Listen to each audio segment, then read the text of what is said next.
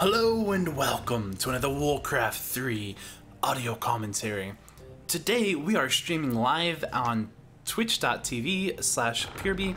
The games will be going up on YouTube tomorrow-ish. And this is the entire series for WEL, a wonderful Chinese league. Let's introduce our players. Like I said, this is game 2. So if you're watching live, you just watched game 1. This is game 2.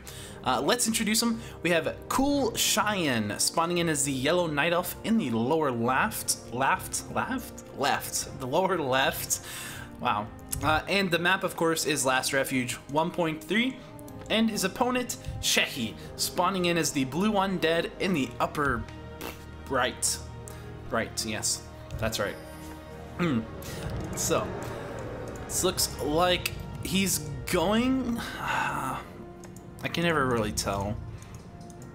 I don't know. We'll have to wait. We'll know if it's a ghoul build or a fiend build or something as soon as he makes his next building.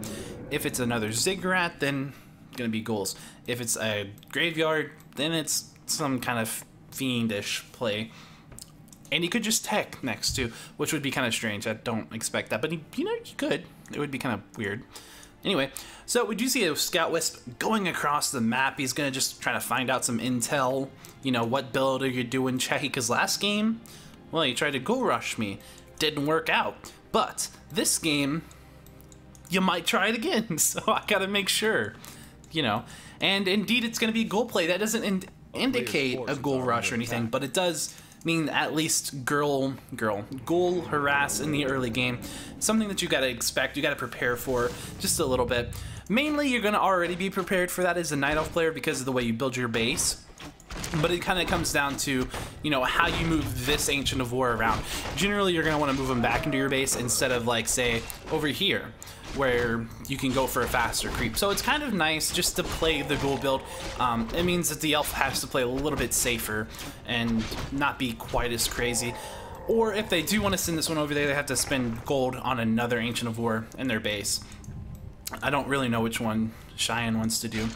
Over here we can see that Cechi's just going, oh, he sold his TP. Now that means we're going to see a very fast tier 2, and that's exactly what we're about to see. And that could be going straight into like Garg tech, which is kind of old school way to play, so it's not likely, but I always like to say it because I'm hopeful, I'm optimistic. I like Gargs. But we're more than likely going to see him just go into a fast tier 2 and either do the big tier 3 push timing, or, you know, again, he could still do like a tier 2 type of harass or push. Although now that the Demon Hunter scouted that there's no TP, he's just going to send his Wisp back in here at some point and just verify, does he need to build up some defenses or is he good? And we're going to have to wait to see when that happens. Over here we can see he's got these archers. They're kind of running around, got a little bit of aggro from the creeps. Didn't really take much damage, so that's not a big deal. Building another Moonwell. Getting a lot of Moonwells. You know, this is him playing safe, because you're going to need those Moonwells anyway. So just get them a little bit earlier. You have the resources. The worst that you're doing is delaying your Hunter Saw there, and it kind of puts you pretty safe in case he does go for some kind of big early game ghoul play. But here we do see the archers coming in to get the scout, say, oh, well, those ghouls are going to creep, it looked like. Although now they're going to kind of change direction once they saw the archers. And over here we can see that the Demon Hunter does pick up the Boots of Speed as well as the Staff of Teleportation. It looks like probably the Death Knight wanted the boots, but, you know, you got to deal with what you get. Over here we're going to see these archers being chased by all these ghouls. Death Knight's going to join up.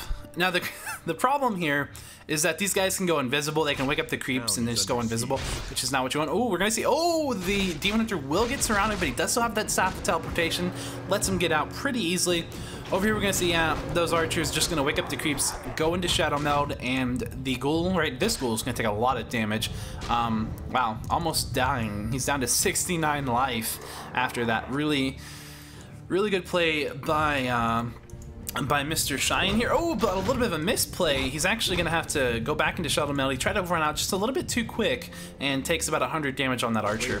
Over here, we're going to see, oh, the Demon Hunter getting surrounded once again. Cechi playing really, really well with this micro and control today. Or whenever this was played. It was a little bit recent. Maybe not today, maybe like yesterday, 2 days, something like that. But yeah, that's going to force a TP on the Demon Hunter. That is not what he wants. And he's going to take about another 100 damage on one of those archers, which is Moonwell Juice. That's a big thing. He's actually going to keep this one here for a while. Now I'm finally going to move him out of there. He doesn't really need him to be over there. So, you know, maybe just being a little bit cautious in case he didn't quite know where Cechi was at that point when he was moving the other one. But now that he knew after that engagement for sure, yeah. He's like, definitely can move that now. Okay, so here we can see a little bit of scout coming in from Cechi into the main base of Mr. Shyam. We'll see that there is a Hunter's Hall going down as well as an Ancient of Wonders, which means there's probably going to be some kind of tier 3 tech involved. Generally, you get the Ancient of Wonders for the tier 3 items, the Orb of Venom. You also get it because, you know, you want the anti-magic potion.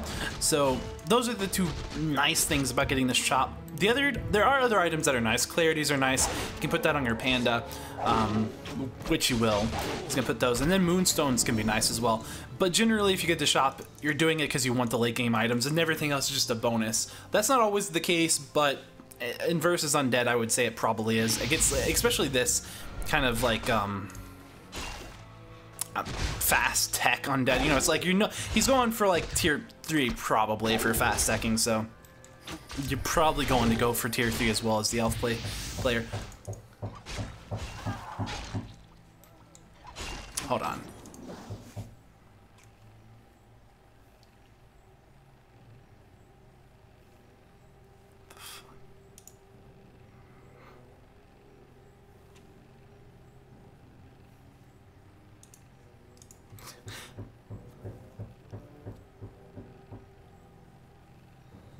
Okay. That's nice. I have no idea what they're doing up there. Well, we're just gonna ignore him. Great time to pause. Looks like this. Okay. Let's see. Really? What on earth are they doing? I don't know if that's as loud as like, sounds aren't completely normal.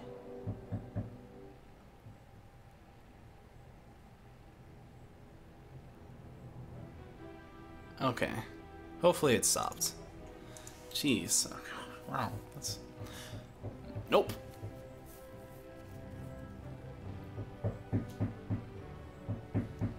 What the fuck? What are they doing? That is really loud.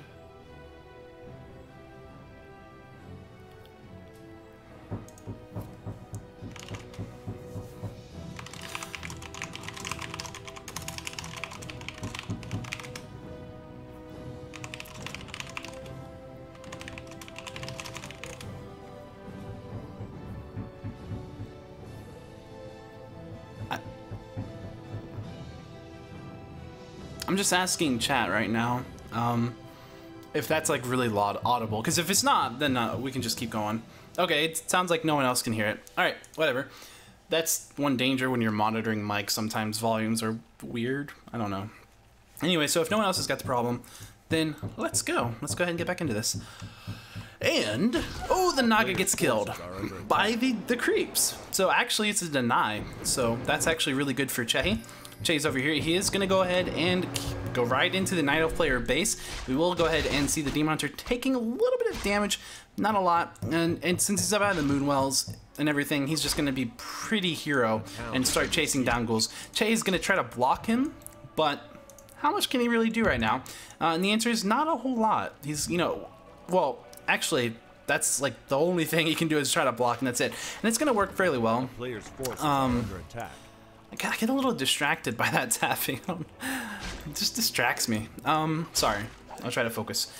Let's look over here. We will see indeed there is a teching Night Elf going for tier 3. He does have 2 Ancient of Lores. He is getting out some Dryads. Early game Dryads, always nice. Creeping out with the Ancient of War, the 2 Archers, and the Panda right now. We will see the Death Knight trying to steal some experience right here from these creeps. Will manage to pick up the Ogre, the level 3 Ogre. Gives him level 2, and I think he might have stole the item right there that dropped. I don't know if that drops an item, actually. I don't... No, that doesn't drop an item at all. I thought I saw that appear, but no, that doesn't drop. Okay, here we do see the item being a Potion of Invulnerability. That's 15 seconds. Will coil down an Archer, and the other one that is ensnared is going to get taken down just to some auto attacks, although we do have the Dryad out right now. We're going to see one ghoul going down as well. And here we can see the Naga out as well as the Fiend. And he does go ahead pass the Rod of Necromancy over to the Death Knight. We'll see the Demon Hunter getting snapped out as it gets a little bit low. Will we see this round on the Panda? We do see this round of really, really nice play. Look at that, is insane. That doesn't even look like it's round, but it is. You can just barely tell by the collision map there. If you can, I don't know if it's HD enough, but there's like, when there's lighting, you can kind of see how the normals map out a quad. Totally irrelevant, I suppose. But anyway, over here we can see that the Naga Sea Witch, of course, the rest of the Undead Army is going to retreat as the Demon Hunter has come back into the fight. Used up some Moonwell Mana Juice or a Bear Rejuvenation, one of the two. And the Panda had to come back and heal up as well. Going to, of course, use Lesser Clarity Potion and the Rejuvenation. And also, I said earlier that the shop for the Night Elf is mainly for the tier 3 items. You can't really forget the Staff of Preservation. That's like the most important item. That's a tier 2 item, I think. Pretty sure, positive, in fact. Yeah, that's probably the most important item in the whole arsenal of that shop. That's kind of important. So ignore what I said earlier. That's really good. But generally, when they get a shop that early, I think it's because they're going tier 3. But I could be wrong. So maybe don't listen to me at all about that shop thing. I don't know. Over here we can see the undead player Cechi. He's just creeping away, getting some nice experience. Probably gonna be getting a Lich out. Yeah, that's coming out. He's getting Destroyer form. Ziggurat Sacrificial Pit. That's for Shades. Maybe gonna add some Frostworms. Frostworms are pretty good against Bear Tech.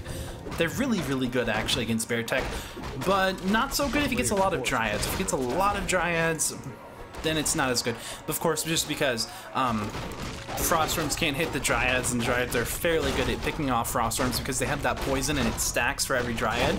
So, got a big unit, 13,000 life, 1350 or whatever.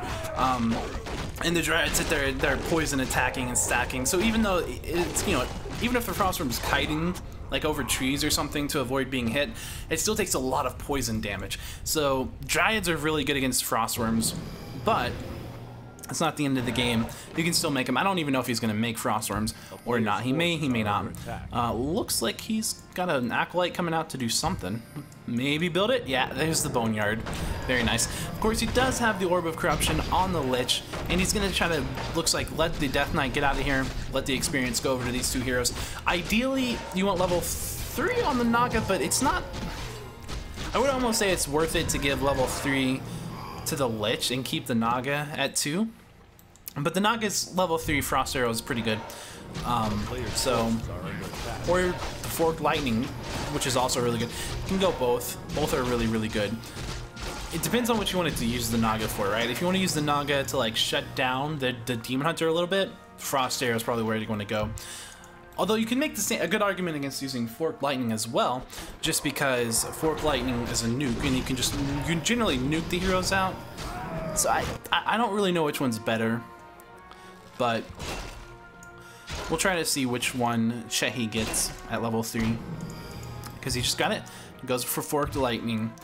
It's a good choice, good choice. It's really good against bears, very versatile, very nice little triple nuke. I think the nuke's probably the better option, honestly, but the big problem is that you have mana burn, and when it keeps you on low mana, you can keep casting those Frost Arrows, whereas you can't really keep casting the Forked Lightnings. But it's really good at the start of a fight to have the Forked Lightning upgraded.